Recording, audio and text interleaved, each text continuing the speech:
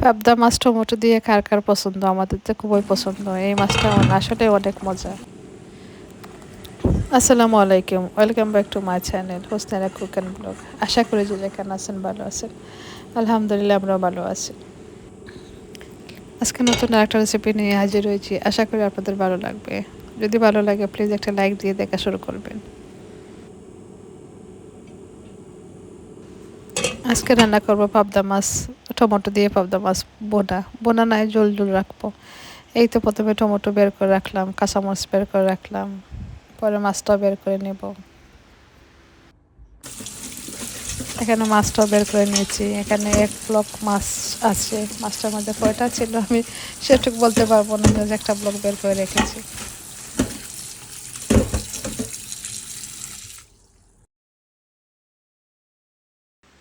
মাছটা বের করে কেটে কুটে নিলাম, নিয়ে সামান্য একটু লবণ দিয়ে মাখিয়ে রেখে দিলাম।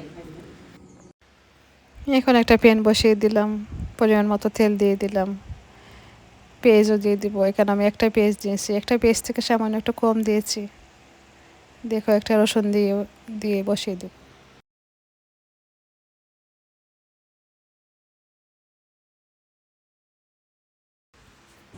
এখানে 3 পিস রসুন দিয়ে দিলাম। মাছটা যখন বসিয়েছি হঠাৎ করে আমাদের ঘরে মেহমান চলে আসছেন, কি করব, কুকারে আগুনটা অফ করে রাখলাম।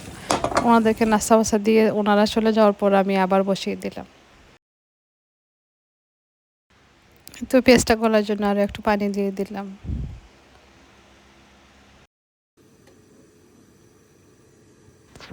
পেঁয়াজটা আমার গলে গেছে, দিয়ে দিব সব মশলা। মশলার মধ্যে দিয়েছি হলুদের গুঁড়ো, মরিচের গুঁড়ো, ধনিয়ার গুঁড়ো, কারি পাউডার, সামান্য একটু জিরা দিয়েছি।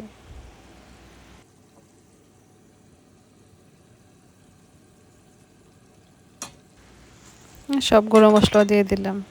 আসলে পাবদা মাছটা রাঁধতে আমার এত ভালো লাগে, জানি না কেন। এই মাছটা লাগে এত পরিষ্কার ক্লিন থাকে, আর আস্তে আস্তে করে রান্না করলে আসলে ভালোই লাগে। কিন্তু এখানে তাড়াহুড়া করে মশলা দিয়েছিলাম, একটু পড়ে গিয়েছে। একটু পড়ে গেলে তো সর্বনাশ, কামটা আরও বেড়ে যায়। কারণ তাড়াহুড়োর মধ্যে রান্না করেছি, আমাদের খাবারও টাইম হয়েছে। ওনারা অফিস থেকে চলে আসেন 2টার দিকে, 2টার মধ্যে আমি ভাত টেবিলে নিতে হয় আমার। এর মধ্যে আমি তাড়াহুড়া করেছি, মনে করছিলাম আজকে রেসিপিটা বানাতে পারবো না, বাট একটু একটু করে ভিডিও করছি, করে দেখি রেসিপিটা নিয়ে বানাতে পারি। ইনশাল্লাহ পেরে গেছি। ভালোভাবে পারি না জানি না আপনাদের কাছে কেমন লাগছে, বাট আমার কাছে মোটামুটি ভালোই হয়েছে। তো দেখলাম তাড়াহুড়ো করে রান্না করলে আসলে সেই রান্নাটা মজা হয়, আমি মনে করি আর কি। এই ভাবনাটা অনেক মজা হয়েছিল। যেদিন আমি ভাববো আজকে সুন্দর একটা রেসিপি বানাবো, ভালোভাবে বলবো, সব কিছু ভালোভাবে দেখাবো, বাট সেই দিনও আর হয়ে ওঠে না। এই তো আমার মশলাটা কষা হয়ে গেছে, এখন দিয়ে দিলাম পাবদা মাছগুলো। মাছগুলো দিয়ে আমি আস্তে আস্তে নাড়াচাড়া করছি যাতে ভেঙে না যায়।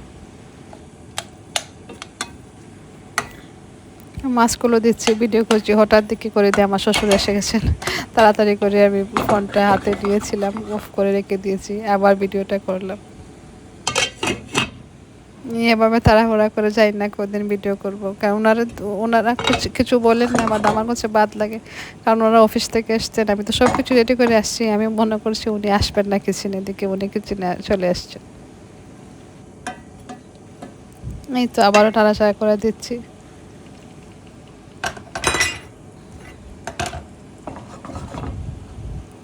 হ্যাঁ, কোনো কাজে সহজ না, সব কাজেই কঠিন মনে হয়। করতে পারলে তো ইজি, না করতে পারলে তো কঠিন মনে হয়, বাট আমার কাছে কঠিন মনে হচ্ছে, কারণ আমি সব কিছু সামটিয়ে পরে ইউটিউবটা করা আমার কাছে একটু হার্ড মনে হচ্ছে।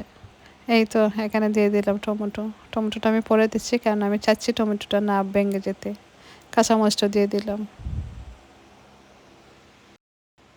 কারণ সব আপুরা তো জানেনই রান্না বান্না করতে, আপুরা তো এত ভালো ভালো রেসিপি দেন, আমার কাছে তো খুবই ভালো লাগে দেখতে। বাট আমি যেভাবে রান্না করছি সেভাবে সবার সাথে একটু শেয়ার করছি, যদি কারো কাজে লেগে যায়। হঠাৎ তো বোঝা যায় না, কারো না কারো কাজে লাগতে পারে।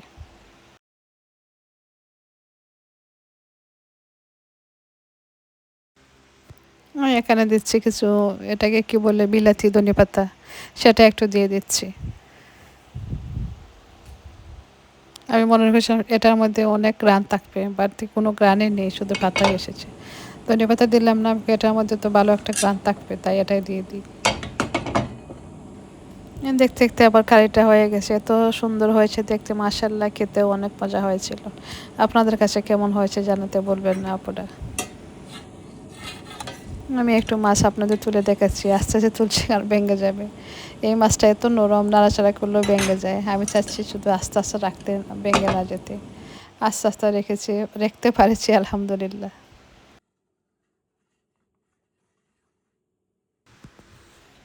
এই তো আমার মজার পাবদা বোনাটা হয়ে গেল, টমেটো দিয়ে পাবদা ঝোল, রেস্টুরেন্টের মতো। রেস্টুরেন্ট থেকে হার মানাবে আমার এই পাবদা রেসিপিটা আজ। এত মজা হয়েছিল মাশাআল্লাহ, কি বলবো আপনাদেরকে। আজকে আর একটা খুশি খবর আপনাদেরকে শেয়ার করব। আমার খুশি খবর না হলে এটা আমারই, আমার মেয়ে যখন করেছে তখন তো আমিই করেছি, তাই না? এই তো এখানে আমার ছেলে যাবে কলেজে, তাকে একটা স্যান্ডউইচ বানিয়ে দিচ্ছি। ছেলেদের অভ্যাস খাবে না কোনো কিছু, তাই আমি তাড়াহুড়া করে গড়ে কিমা ছিল রান্না করা, তাই কিমা দিয়ে একটা স্যান্ডউইচ বানিয়ে দিচ্ছি। আমি যখন এদেশে প্রথম এসেছিলাম, মনে মনে খুব আশা ছিল এটা করব সেটা করব, বাট হয়ে ওঠে না। পরিবারের বড় বউ হলে যা হয় আর কি। খুব ইচ্ছা ছিল একটা গাড়ি চালাবো, ড্রাইভিং পাস করব, কারণ আমার দ্বারাতে হয়ে উঠলো না। আমি মনে করেছি আমার মেয়েকে আমি শেখাবো, এটা পেরেছি আলহামদুলিল্লাহ। আমার মেয়েটা ড্রাইভিং পাস করেছে, একটা গাড়িও কিনেছে। সবাই আমার মেয়ের জন্য দোয়া করবে। আমি চাচ্ছি আমার মেয়েটা যাতে সব কিছু শিখে। যা কিছু আমি পারিনি, আমি চাচ্ছি আমার মেয়েটা সব কিছু করুক, আমার শখটা আমার মেয়েতে দিয়ে পুরাবো। সেটা আমার অনেক আশা, সবাই দোয়া করবেন আমি যেন আমার আশাটা পূরণ করতে পারি আমার মেয়েকে দিয়ে। দেখতে দেখতে ভিডিওটা শেষ প্রান্তে চলে এসেছি। আজকে ভিডিওটা আপনাদের কাছে কেমন হয়েছে জানাতে বলবেন না। এদিকে আমার স্যান্ডউইচটা হয়ে গেছে, আমার ছেলেকেও দিয়ে দিলাম। ওকে খেতে চাচ্ছে না, আমি জোর করে দিচ্ছি, কই খেয়ে যাও একটু। আপনাদের সাথে আমার মেয়ের গাড়িটা একটু শেয়ার করবো। এই তো আমার মেয়ের গাড়িটা। সবাই ভালো থাকবেন, সুস্থ থাকবেন। আল্লাহ হাফিজ, আসসালামু আলাইকুম।